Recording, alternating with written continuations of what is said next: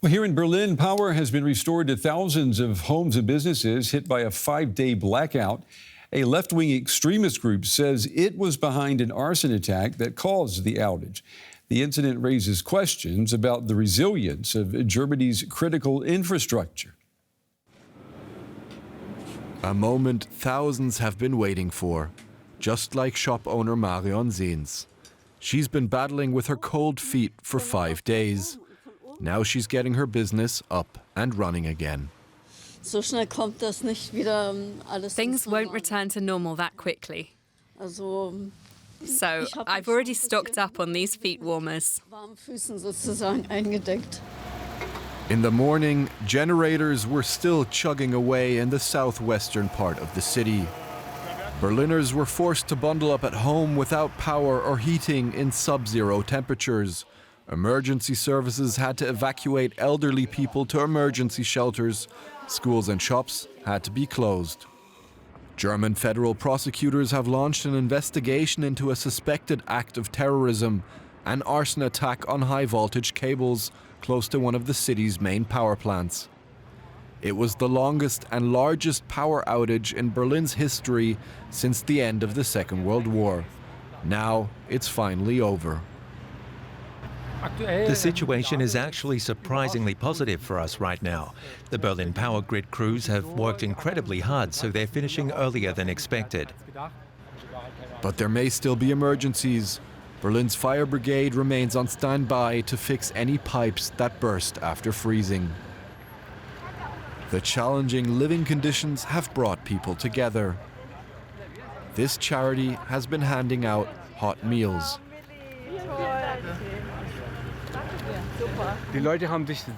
People were really happy. There were even some who didn't take anything, but when they saw us, they were so glad, some were almost in tears. We were happy too. Through this, we were able to help people. Relief seems to be the underlying emotion as life returns to normal in Berlin. But many citizens are asking how one act of sabotage could have such far-reaching consequences. Well, I'm joined now by Andreas Kling. He is a consultant for civil protection and logistics. Mr. Kling, it's good to have you with us. I mean, this was an outage that lasted for 5 days. Would you say that the authorities, that they did a good job in handling this crisis, or was it the crisis that did a good job in handling them? Given that situation, I would give the authorities in the disaster preparedness phase, I would give them maybe 2 out of 5 points for the direct response to that incident. I would not say it's a real disaster, but in the response, I would give them 3 points out of 5. Because, you know, from a technical point, restoring the energy system was quite good, as I can see that. In preparedness, there was maybe a long-term mistake or a failure.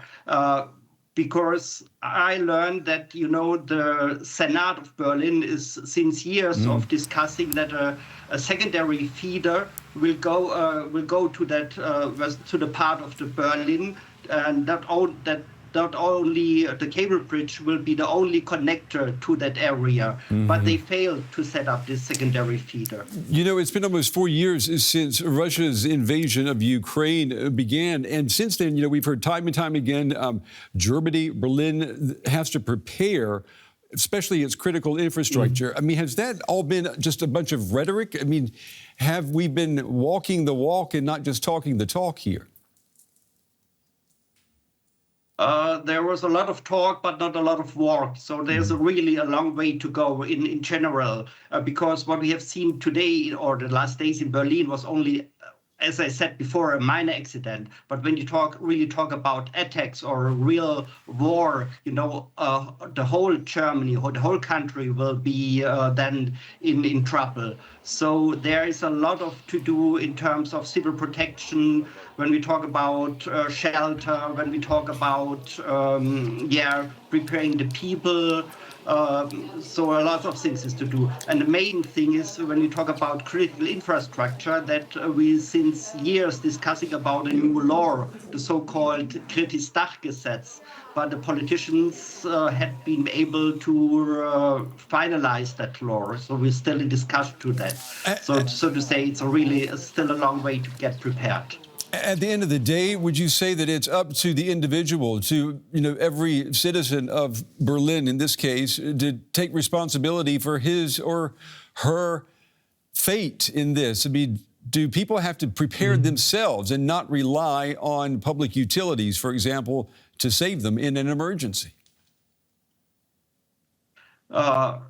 Both things are important, that the people itself or themselves have to prepare their own resilience for the people, to have some food stocks at home, maybe a camp stove at home, to have a good neighborhood, where you can get help or you can provide help is quite important. But on the other side as well, we have that what is called in German Daseinsvorsorge, and that the state has to provide care and has to provide civil protection. So it's both sides and they have to work together.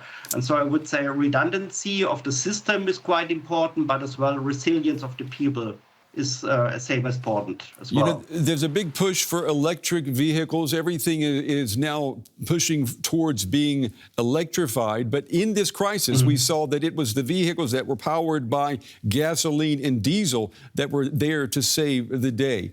Is there a lesson in this for us? No, I don't see that lesson when we talk about electrical vehicles, because electrical vehicles as well have some advantages, because you can use their storage, electrical power to run in your house. And when we talk about generators, of course we rely on generators, but I don't see that the electrification as a major problem in getting more resilient. Okay. Andreas Kling, Mr. Kling, we appreciate your time and your insights tonight. Thank you. You're welcome.